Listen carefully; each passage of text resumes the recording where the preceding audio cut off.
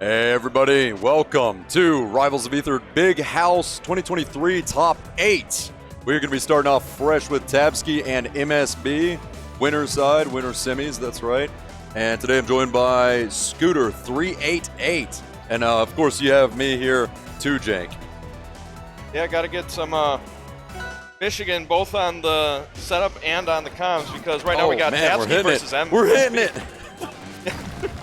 Just no breaks on these two. It's going to be an interesting match because I know MSB's been trying to get tips this morning on how to deal with Tabski, especially after Who isn't? Yeah. Well, Tabski's definitely made a name for themselves, having just beaten Cake Assault. So 3-0 on Cake Assault. And, you know, I was talking to MSB about this before this match, and he was expressing that, you know, a reasonable amount of concern, but dang, what a stock. Yeah, and I mean, it is reasonable because Tabski is really good at just going off and pushing the situation when they have you off stage because they know that they can float out there so long. And even with Craig's Pillar, there's only so much you can do. Yeah, and then she's just going to get the center stage even if you are able to punish by like fairing out like that, you know, doing the bubble butt fair. That is nuts. Good gracious. Yeah, I mean, it's funny because a lot of people talk about like, oh, we know this habit of Tabski, but the problem is knowing it and being able to deal with it in the situation because you just see how much pressure Tabski is keeping on MSB. Look at this. And just outspacing because of that float. You don't need to go on there.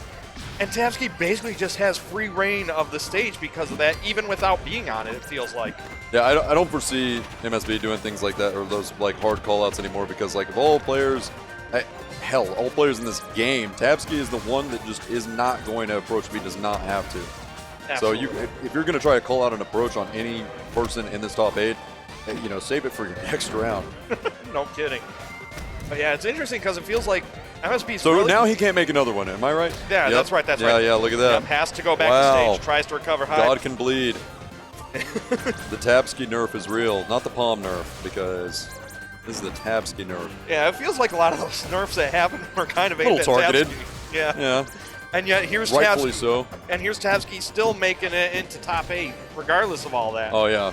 I mean, no easy feat either. That 3-0 on Cake, that's ridiculous. MSB caught 7 bears before the sun came up on Jules Vale. I mean, dang. Yeah, no kidding. And it's still a rough situation because MSB's at 135. Has to pick and choose those interactions carefully because one whiff like that right there, and you're off stage. I'm surprised he's not doing more shards and just trying to, like, you know, play the range game because, I mean, a lot of people speak so ill of Rock and how much they hate it. Yeah, there you go. Yeah, if he's completely stuffing them out, I mean, I think that the Crag kind of has a leg up, but I don't know. Yeah, if MSB starts using the shards more, it's definitely a lot easier to box with Tabski, but the problem is that's not happening. He's trying to get in there, trying to find those openings to actually hit a melee attack rather than going for the shards. And it's just frustrating to deal with. Yeah, that's the one thing. You got cool heads. Yeah, and if you just try to go for raw rock, Tabski's constantly throwing out Vince in the air, so it really blocks a lot of the rock. Look at that. Now he's just pushing all the way in. Yeah. Tabski forgot what character he's playing? Or I mean, dang. You know what? It's the expect unexpected. Yeah. It's also MSB remembering, hey, Brock is actually good in this matchup thanks to the nerfs to Vincent and the way Palm works. Right. Because pre-patch with the way the fair worked, Brock would lose to the back hit of fair. I want to see him parry that. Yeah. I know he can. You know, he's doing these ambiguous heights for the Vince, Tabskis. Due to, you know, probably getting 1 or 2 parries in his lifetime, I would imagine. Yeah. And so keeping him ambiguous like that can really catch you with your pants down if you're trying to parry and you didn't see that he's going to be a little bit too over your head, and now he has a free punish. Yeah, exactly. Okay, one more of those, one Songfield's over. As a normal character recovery, now there are limitations to it. Yep. Look at that. Wow, no fear going out there into the no field to stop Tabski. Right, that was really deep too, especially for somebody still having their air dodge. I mean, I don't know if I would have been so comfortable to do that, but maybe that's exactly why it was so unexpected. And MSB's doing a good job of, once he gets in, just carrying Tabski. Can you believe that? Sorry. No, it's all good. Can you believe that broke Rock from behind? Yes, I can. Because all right. I've had to deal with Tabski plenty of times since we're in the same region, so it can be a headache to say the least. See, like that, probably couldn't be parried. I'll be honest. Yeah. I don't know what he could do about it. And even if you're just sitting here parrying all this stuff all day, unless you're parrying events, kind of just don't matter. Yeah. Look at this. It just really wants that nair from above to just try and pop Tabski upwards so he can try and get possibly an up air to get the kill. But the problem is, the way Tski plays, he wants you to come up there because the Vince will be guarding. He'll have a fair ready or a note. And it's just a mental breakdown of how do you get in there. And that's the challenging thing about playing Tabski, dash because attack and then boom. all these hits, Tabski just wears you down. And like that right there, just uses the song field, goes out there and just obliterates that stock. I think that was sub 50. Yeah, if you get paired in a no field, it's pretty bad news. Yeah. And look at that, just floating down there. No Fear understands how to edgeguard Craig, and this is looking really rough right now. Oh, yeah. I mean, he just 3-hit cake for a reason. Yeah. That's insane. There we go. That's really hard to call out based on how many different movement options she has out of that no field. So yeah. On top of that, how big that fair is, because that could have traded very easily. Yeah, it is no short feat that he was able to close that one out with that up air. I go for a parry there, not going to find anything. Tabski's finally having a little bit of trouble making it back on the stage here. Too late. Rat's already back on the table. Yep. All it takes is one touch on the ground. You gotta parry that. You need those parries. And that's you need a them so bad. one too. Yeah. And again, just throwing these notes at the worst possible spots for MSB to have to deal with them. Like, look at that. Right. Yeah. Can't say I would have done it better. Man, I've seen easier things to get through on Toho. Crowd's going crazy. I know Akasol's going crazy in his mind right now just looking at this character. What's he going to do? Find someone to warm him up? Oh, and we have a character switch coming out of MSB here. So, the way that I was hearing it described, and I'm sure that I'm just going to, put foot in my mouth, but MSB was describing this matchup as even, but it feels like Olympia has significantly less tools for dealing with Palm at range. However, see, just about to illustrate the point that I was going to make. Early kills? Yes. Oh, yeah. Get that thing out of here. Especially with these high platforms on this counter pick. Going here to help me out, Aramata. Yeah, give them that lower top blast zone platform to carry off the top as well to keep those combos going, especially if you catch your opponent in an up air, because that just juggles upwards so cleanly that you can easily get them up to the blast zone on this stage, no problem.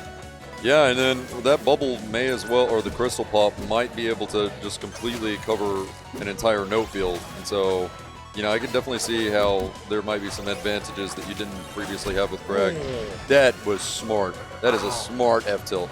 Yeah. Hey, help me out with this one. Maybe you don't know, maybe you do, but in this matchup, if Olympia down B's a Vince, you do armor through it, from my understanding, but you don't really get anything command off of it. grab kind of thing. Well, I don't really know if command grab. At least I don't think it is a command grab.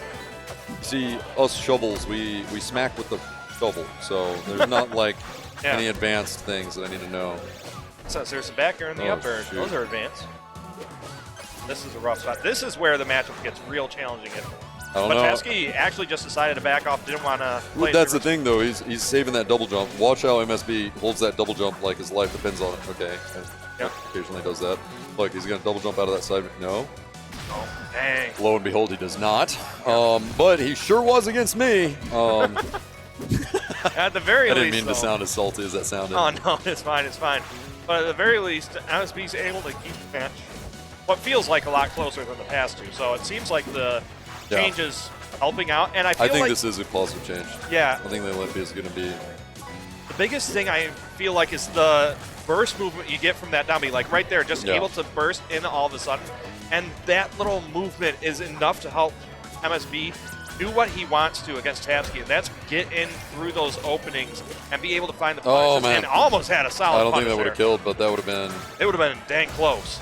It would have been close, and Tabski would really have to do it right. Yeah, you got to DI that perfectly if you're DIing up in that situation. So one of the things I'm noticing is that just in general, oh my god, if he gets that follow-up, so sick. Yeah, so much speed coming out of that as well. One thing that I'm noticing a lot from MSB is discomfort with parrying Tabski's stuff. I mean, like, notes kind of don't matter, but being able to have those invincible approaches does matter. Yep. And then, of course, getting Vince parries is just easy money. Look at that. Yeah, I would that's be the big running into that Vince.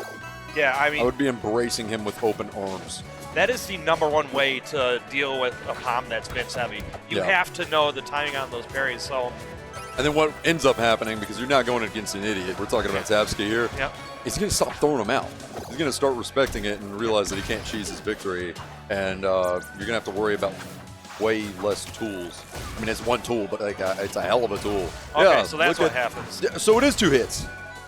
Yeah, and at the very least, it locks MSB in place. They're not able to react out of it either. That's the big thing, because... Well, do you think he would be able to, like, do that little slide out of it, maybe? Early? I don't know, because there is that hit stun from Vince grabbing. So that hit stun might be big enough that you can't dash out of it quick enough. That's something I'd have to lab. Maybe. I don't know. Uh-oh. I don't know if hit stun affects her during that on account of her not technically getting knockback from it. The DI coming out of MSB there. Oh my god. He just needs one of these super stupid combos. Yep, like that right there. Instead, he gets an up air. Jeez. Tabski is making a case Tabski's for... just running through it right now. Yeah, definitely making the case for at least top 25 on the top 50 for RAS. I would imagine so, yeah.